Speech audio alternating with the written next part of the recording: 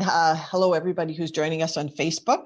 I'm very pleased to be joined today by Jamie Sawchuk, who is a partner in Deloitte, which is a prominent international management consulting firm. And Jamie lives in Victoria, but he's the public sector lead for Deloitte. So he's got a global view of things. And he is currently providing active support on response to COVID-19 and now is shifting into advice to governments on recovery from COVID-19. So as I said to Jamie before we were on air, I've been hearing more and more emerging this week from our members about can we turn our mind to recovery? What should we be thinking about? So we're really starting to get into that zone. I think probably governments have provided some basic life support, and now people are turning their mind to how do we get over this and get back to business. So we also, just before we're on air, had a very interesting conversation about what you're saying to governments at this moment that they should be doing first to get us into recovery mode. So would you mind just repeating what it is you're saying to governments that they need to be doing? Okay, Catherine, thank you. Thank you to the members for having me today. For me, it's really important that there's a couple things. One, as British Columbians, as Victorians, we're actually doing a great job on the public health response right now. We should be very proud of that. And you see a lot of the community coming together. And why that's important is because in past pandemics and in countries that are ahead of us, there's been a direct correlation between effective response to the pandemic crisis and the transition to recovery. Those jurisdictions that have done effective response recover faster. That happened in previous pandemics, and we're seeing it right now globally. The ones that didn't do a good response to the public health crisis are having a very difficult time getting out. So as we start transitioning to recovery, there's a couple things. We need to anticipate that we are still going to be in this world for quite a while yet until there's a vaccine. So from a public health response, there's some things they need to be doing. One, we need to be amping up our testing, tracing, and monitoring perspective. And I'll come back to each of those. Right now in Canada, in British Columbia, we're only testing people that are very sick. We are not testing the general population for antibodies. And in South Korea, 50 to 75% of the people that had COVID-19 were asymptomatic, which means they had it, but they didn't know they had it. With that data, their public health officers had more confidence saying, okay, we can move to recovery. Getting that testing going in BC, in Canada, is critically important. The second thing is, how do we trace? Right now, if you have COVID-19, we use a technique that was invented 100 years ago. We literally call you, we ask you who you've been in touch with. We need to do that digitally. We need to do that faster. And then the third thing is the people that have bad cases of COVID-19, yeah, you have to quarantine. And right now in Canada, we're relying on the honor system of good Canadians to do that, and the vast majority are. But if some aren't, we need another mechanism to keep them in so they don't spread. With that, then you can start looking at the instruments of economic recovery, and we'll probably get into that a little bit. Okay, so that's the advice that Deloitte is actively giving to, for example, the BC provincial government. And yes, you're in a discussion about these are the three big steps that we can take to get ourselves well positioned for recovery. Yeah, and to manage the public health side. On the public health side, right. So could we turn our mind now to businesses? So yes, what then would you say are the initial steps a business should be taking to get prepared for the easing of restrictions on social distancing and getting back to doing business? Okay, there's a couple steps. One, right now we're telling our business clients, think about a framework that has three dimensions to it. The first is, how are you responding right now to the crisis? The second is, what is your plan to recover after the crisis? And the third is, what is your plan to thrive in a new normal? And it's really hard for people to think about this right now, but the world is shifting right now, and it will be different in the future. And so it's important to understand those differences, and for businesses to say, okay, if the world's going to be different, how do I take advantage of that difference versus negatively be impacted by that difference? So that's not the first thing. A framework, respond, recover, thrive. The second thing is understand what businesses have done in economies that are ahead of us. Asia Pac countries are a couple months ahead of us. And there's some real good innovations that are going on. Businesses are shifting to the new normal. How do we take advantage of that? How do we adopt that idea for the Canadian context, for the Victoria context, but put it into play here? And I think the third thing that's going to be really important is consumer behaviors have changed. People have had to be inside for over a month. They've figured out how to shop digitally. Your staff behaviors have changed and your behaviors are changed. So be self-aware about those different dynamics, because when consumers come out of their house, they may start doing different things than they did before. So that is a very good global overview of what to think about. I want to get to your dashboard of indicators as a helpful tool, but while you're talking about the other countries, can you give us some examples of what you mean by other countries have emerged with different strategies and different consumer behavior? So Yes. just some illustrative examples. For sure. So Korea, Singapore, Taiwan, for example, they're doing two things. They're at the policy level, they're creating value-added tax, or like a GST, PST holiday, to get people out of their house and into local businesses. So they're creating a policy where it's only for local businesses. If you go shop at Amazon.ca or something, you still pay the tax. Or they're creating a coupon. There's digital coupons, but you could literally think of it as a physical coupon that's only redeemable in Greater Victoria businesses. That gets people out of our houses in Victoria and into those businesses in Victoria. And that's a government-funded recovery plan. So government is funding coupons to citizens to spend locally. Yes. And so like BC and other jurisdictions are thinking about recovery and know they're going to have to stimulate recovery like they do after every recession. The difference here is it's cash that's important. In the economic crisis of 2008, big infrastructure spending was really important. You know, planning a new Blue Bridge for Victoria that will take years to show up will do nothing to help us in the next 2 months. We need mechanisms to stimulate consumers.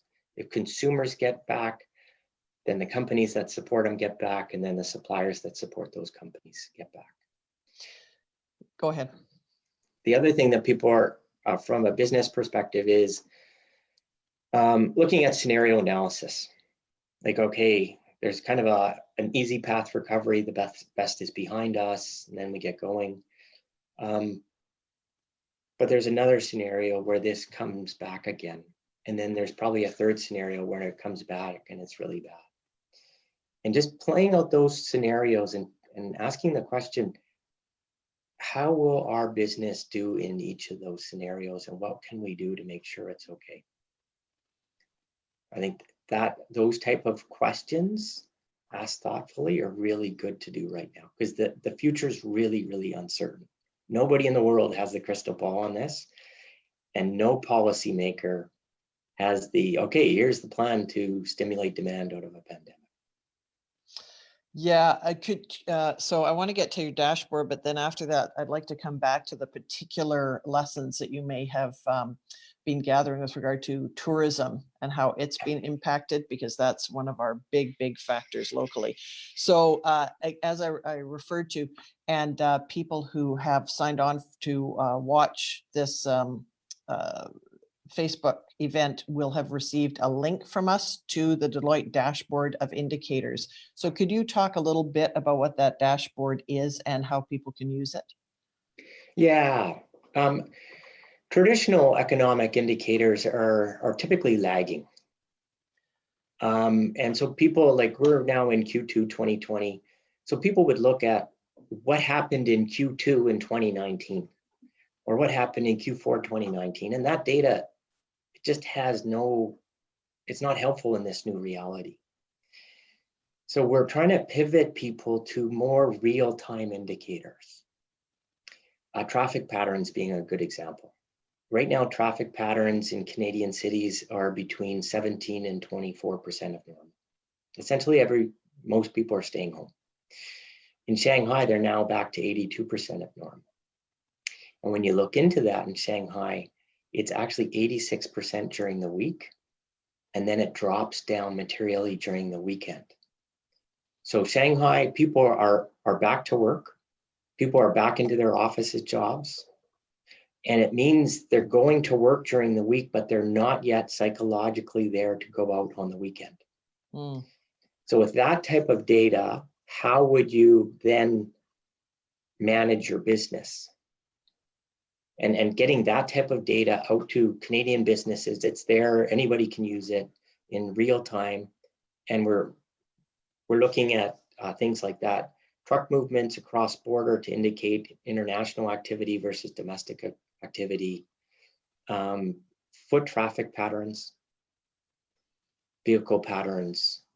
Another example, in China, when they lifted the physical distancing measures, people did go back to the shopping centers, but they went to get out, and that their buying behavior didn't come quite as fast. So people were in the shopping centers, they just weren't buying. Interesting. So this is where the lifting physical distancing in a coupon to get them back into that behavior of buying is really important. So maybe they're still concerned about their financial circumstances, so they're not buying. Maybe they're still concerned about too much contact or something like that. And just Yes. what you said about strong participation or people getting out for work day hours in office buildings. Maybe that's what businesses have to focus on. How can they target office workers with their services as opposed to evening and weekend events and activities and services? Yeah, exactly. Okay. One thing I found interesting on the dashboard, and I found the whole thing interesting because of the various real-time measures that Deloitte has come up with. So I certainly recommend that people have a look at it. And you are continuously updating that information. So it's a real-time feed of information, which makes it particularly useful. You have an interesting distinction between rebound and recovery. Could you talk about what Deloitte means by short-term rebound versus long-term recovery? A great question. Right now, when you look at the economic statistics in Canada, Q2 is going to be awful. And depending on which economist you talk to, their awful is like 25% off, 45% off. So it's really bad. Essentially, we've told everybody to stay home. So when we lift the physical distancing measures, there's going to be a rebound, but it won't recover to where it was. And people use the good example. Everybody is, nobody's gotten a haircut in a month. So we're anticipating when people can get out, they're going to call their hairstylist and they're going to get a haircut. So that type of buying behavior might rebound very fast. But if you're still worried about the financial condition of your family, you might limit some of your other types of spending. Okay, yeah. So that's rebound. And then because of the uncertainty globally, recovery could be slow. So BC's doing a good job right now. Let's play out a scenario where Bonnie Henry says, you know what, British Columbia, it's okay to get out of your house for these limited things. It won't be a free-for-all. There will be restrictions on size of gathering, but at some point we'll get the signal to come out. domestic demand may return, but if we're relying on global demand in some of our businesses or US demand, that may lag. Yeah, so that's one of our risks here, again, with so many of our private sector businesses connected to the tourism and hospitality world. So we were hit early with the cruise ship shutdown, US border shutdown, and then Bonnie Henry saying that, personal services, restaurants, bars, that type of thing is not acceptable. So, yeah, so that really does not bode well for tourism recovery. So could you talk a little bit about what you just said about domestic demand being an alternative? Some examples or where that's been done elsewhere? Yeah, like right now in Asia, we're seeing an ongoing curtailment of international tourism. People are very hesitant to travel to other countries. They don't know if the pandemic will flare up there, and if they're there, they don't know if they'll get home. In Canada, the reality is we need to anticipate this summer will be like that. So then conversely, and this is where in every challenge there may be an opportunity, there'll be tons of Canadians that usually go to the US, usually go to Asia, usually go to Europe, that may be looking for an alternative here in Canada. And as one of the most beautiful places in Canada, that could be a real opportunity for Victoria, our island, to get these people safely here. And if we can demonstrate that we're beautiful and we're safe, and we have great protocols in place, this might be a really safe place for Canadians to spend their summer vacation. I think the other, we were on a call just yesterday talking about the flip side of that is making sure that people on Vancouver Island feel okay with visitors coming here. So that's going to take leadership from our public health officials as well. So that, as you said, people right now you had a statistic about how many of them aren't comfortable, aren't feeling like it's okay to, they're listening to the public health officials. So what do you think it's going to take to get that level of public comfort back up to somewhere where people in Vancouver Island say, we welcome guests again? It's a great question. I think it's a question we need to really seriously answer, because there would be the glib, easy answer. Let everybody come back. But if people come here and that causes a flare up on the island and we all have to go back into our homes, but just on Vancouver Island, that would be awful for everybody. And this gets back to but if we could test and we knew that 50 to 75% of us actually had the antibodies and shouldn't be as worried about this anymore, that would be great evidence-based decision-making for our public health officers to then come forward. Yeah, it's actually okay to have Canadian, like they might say British Columbian tourisms, or they might say Canadian tourists. And we should anticipate it'll be staged. It won't be a magic Friday where everything is turned on and everybody comes back. Because it's going to also be our long-term reputation that's at stake in those decisions that we make in the next couple of months. Yeah. When you talk about the antibodies, and I've heard about this as an international, discussion. This is an international discussion that if you can demonstrate a high level of antibodies in your population, I think that takes you into the concept of herd immunity. You have a large enough population that you have that occurring.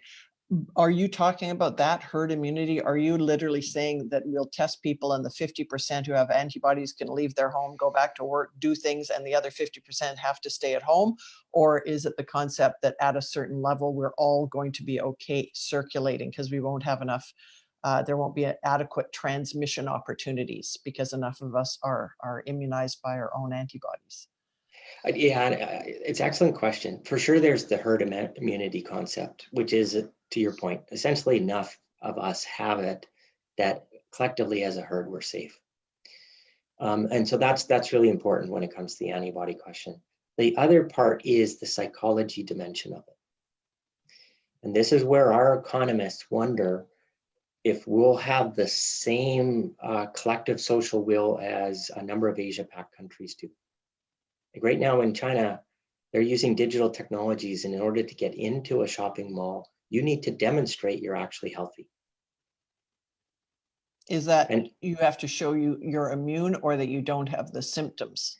don't have the symptoms or have the antibodies, because there's a psychology dimension to this as well. And so we wonder in North America, will we be open to those type of things that maybe they're a little intrusive into our personal rights, but it's something that may be necessary for our collective interest.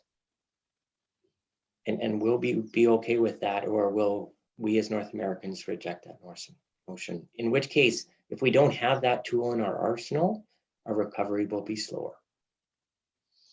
And that gets back to your point about digital, both digital tracing, but probably digital information with regard to your own personal status. And does that, is that it's almost like a passport, health passport that you have received and you're okay to go and other people aren't? Is that the type of thing you're anticipating?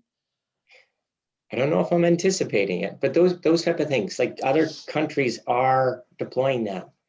And in some regions that are more okay with that type of government intervention, it's a literally red or green. And I think it's really important that we consider how to appropriately use these type of things in Canada. In Singapore, when they started to relax their physical distancing rules, they saw a flare up in cases. And when they dug into that, they found it on their major economic work sites. It was happening. And it was actually foreign workers that didn't know some of the Singapore rules on what to and what not to do. And so they needed to digitally intervene and isolate that group. We need to make sure that as we come back, we're also protecting our hospitals and the economic engines of our economy. And I think asking ourselves, will we be okay with some of that? Like if you have a large job site, you want the people on that job site to be healthy, to be safe. If somebody feels they can jeopardize that safety by coming in when they're sick, you might want something to say, no, stay home. That's in the best interest of everybody. Okay, fascinating content, Jamie. Thank you so much. I have one final question. We did talk briefly, and you mentioned it at the top, that BC is doing a good job. There is a different experience in different provinces across the country. Quebec seems to be in particularly more of a challenged situation compared to other provinces. Ontario's next. Then there's a group that I'd say BC is in that are at a much lower rate of infection. Is there a scenario that Deloitte looks at where BC goes its own way somewhat and is not, we aren't acting on a national level because we have so much of a different experience in different provinces, and we'll be able to have a different route to recovery than other provinces? Catherine, it's a great question. In BC, and most people on this call probably know, the number of cases, active cases is flattened. We are literally bending the curve. The number of cases a couple of weeks ago per day were like 50, 80 to 100. Nowadays, they're 20 to 30. Part of why we're bending the curve is the medicine we're all giving each other in terms of physical distancing. So we need to be very alive. Sometimes when people feel better, they stop taking the medicine and they get sick again. So in very super simple terms, this physical distancing has been an effective medicine for our society in BC. But keep taking the antibiotics. We need to keep taking the antibiotics, bang on. Yes. And so then, because let's say we got it sooner, so we might come out sooner. We need to have a recovery plan where maybe BC or maybe some of the provinces in the West might be ready to recover earlier than some others. And how does that work in a way that makes sense? Because what'll be very difficult for British Columbians to heal is to say, no, you guys have to stay in your house till everybody in Canada's okay. Mm-hmm. That intellectually, we're all fiercely Canadian right now. Like, we're very proud of what Canada and BC is doing, but economically that will be difficult to understand. And so we need to understand, how do we start to recover? And from a Canada perspective, it may be, how do we start in specific regions, one region over another? How do we start in specific industries? Some industries might be more conducive to physical distancing than others. And we might ask ourselves, do we also start at age? Maybe some of our younger demographics, like when you look at the statistics, they can get out and if they get it, they get sick, but they don't die. And so maybe some age groups can get out, but maybe we care for our seniors and keep them protected a little bit longer. Those are some of the decisions that are coming. And you also had an interesting thought about, this is the time that we may find that our best strategy is to be aligned with other Western provinces and work as a region in that regard. Yeah. With regard to recovery. Like, I'm an optimist. I'm a proud Victorian, proud British Columbian, and I grew up in Winnipeg. I'm very proud of Western Canada. And so when I see our public health officer working with Alberta's public health officer to make coordinated announcements over the Easter weekend, I thought, wow, that's great. We're working together with Alberta. When I see Alberta giving BC personal protective equipment and our premier thanking Alberta, I'm thinking, wow, we're coordinating on supplies. It would be great to get a good sense of how we could work together for the betterment of everybody coming out of this. That's a fantastic final note. Very upbeat, positive, forward-thinking message, and very sensible. So we're out of time. That was a very useful, informative discussion, Jamie. Thank you very much for your valuable time. And again, I'm talking to Jamie Sawchuk, partner in Deloitte, who lives in Victoria, public sector lead, and lots of worldwide information at his fingertips because of his Deloitte connections, and actively advising government on recovery. And thank you very much for your insights. Really appreciate it. Thank you, Catherine. Thank you, everybody. Really appreciate the opportunity. Take care. Yeah, you too.